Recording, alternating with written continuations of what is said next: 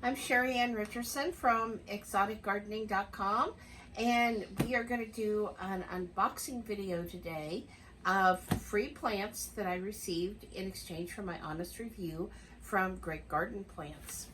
So here we go. I have already cut the box open, and lots of great packing material.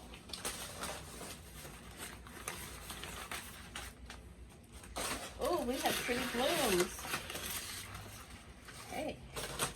So the first plant to come out of the box here has some beautiful blooms on it. Oh wow, look at that.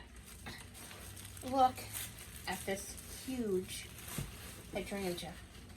Look at those gorgeous blooms. Now, let me tell you which one this is. Okay, the tag is down. I don't see a paper tag. Do you, Jeff? Nope. Okay. The tag is down inside of here. So let me, do you have your pocket knife, please? These are wrapped in plastic to keep them nice and moist while they're on the trip, which is a great thing. But it does make getting into them a little bit difficult when they arrive. But again, it's better to have a little difficulty getting in than having a dehydrated plant that doesn't look that great. I do want to tell you these are part of the Proven Winners brand. And this one is, let's see, Hydrangea, Let's Dance Can Do.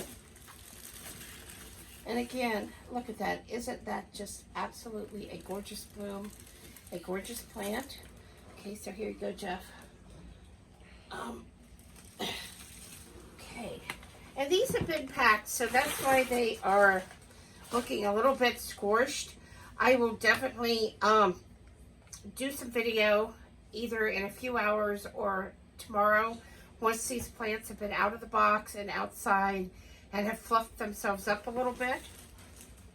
Okay, so this is the second plant that I received. Oh, look at that. This one is a little bit smaller, but that's okay. Still a really nice looking plant. And let me get into this one. Oh, okay. Jeff was telling me the tag was over on that side. So here I am on this side trying to get this plastic off, but that's okay. The plastic has to come off anyway. Okay.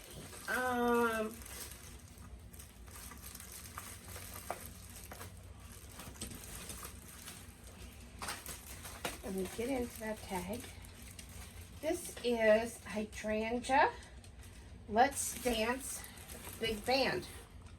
Isn't that a gorgeous plant? Here you go, Jeff. And I have some paperwork in here as well.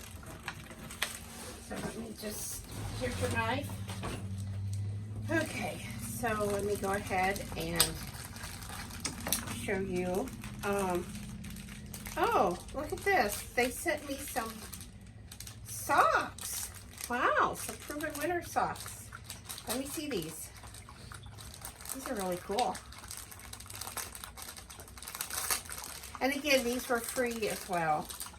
Oh wow, look at that. That is totally cool. Let me put my hand in so you can actually see.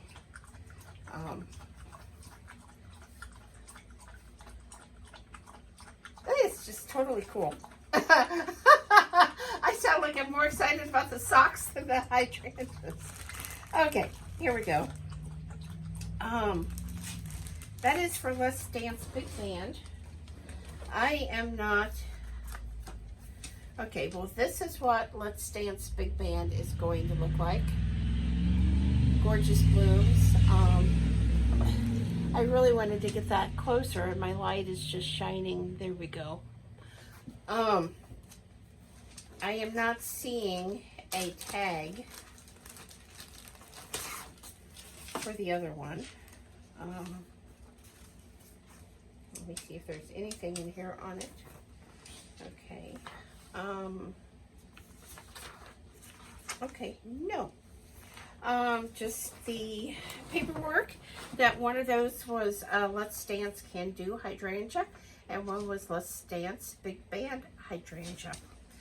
Now the Big Band Hydrangea, it can be grown in sun or part shade, but I will tell you, hydrangeas always do better in a little bit of shade because they are really thirsty plants. I don't know about these, but most hydrangeas are very thirsty plants.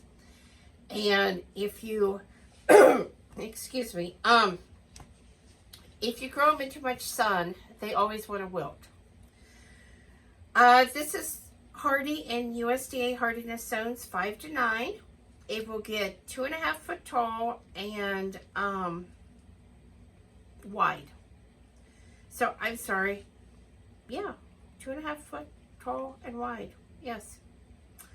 It says to space them about 2 to 3 feet apart, and the bloom is from early summer through fall.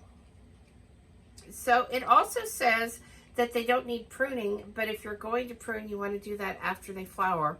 But a lot of people leave the blooms on through the winter just for garden interest.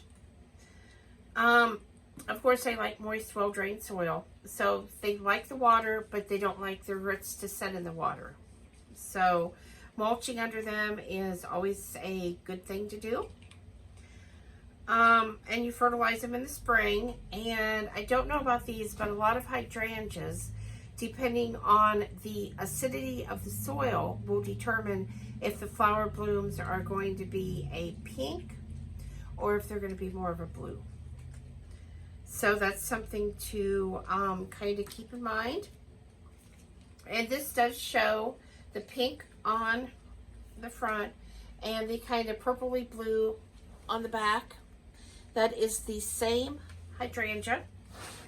It just, I guess like all, depends on the acidity of the soil. So I'm going to be growing these in my garden. We're going to get them watered in because of course the plants have been in shipping. So the first thing that I want to do is put these outside in a partially shaded area and give them a really good drink so that if they need any moisture in here, they can get that. And because like I said, they've been in shipping and it's probably been really hot in this box in the back of the FedEx truck. They have probably dried out a little bit, even though they did have that plastic wrap around them. So the first step is to give them a drink and get them kind of acclimated to being here in Indiana because they were shipped out of Grand Haven, Michigan. So it shouldn't be too much of an adjustment, but still letting them kind of adapt to this area is a good idea. And then when we go to plant them, we're going to pick the spot and dig a hole that is, excuse me, twice as deep and twice as wide as the pot that they are in. Because since these came from the nursery, I am sure that the soil in the pot is totally full of roots.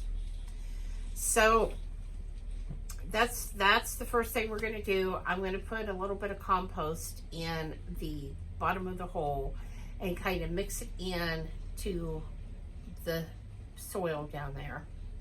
And then I'm going to backfill so that the opening of the hole, even though it's been dug out to twice the size of what I need, is just the right size to put this in. That just basically loosens the soil up by doing that and allows the roots to have a chance to get into soil that isn't quite so hard and quite so compact and give the plant a better chance of growing.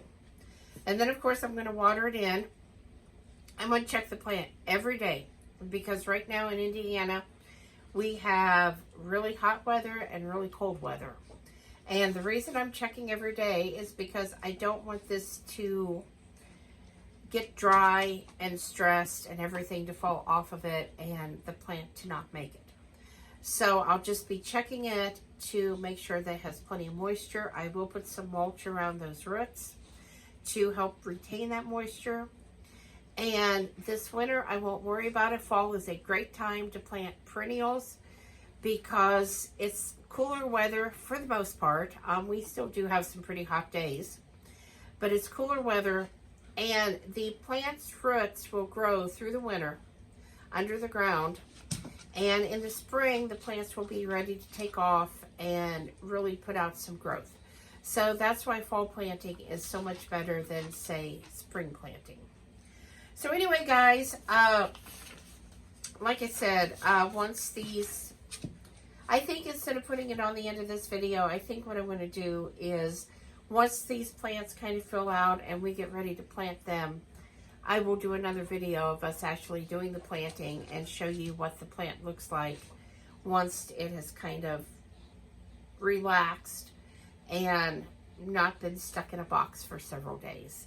So please subscribe, thumbs up, thumbs down, comments below, send me questions on these plants. Let me know what you want to know about these plants. Thanks for watching, guys, and have a great day.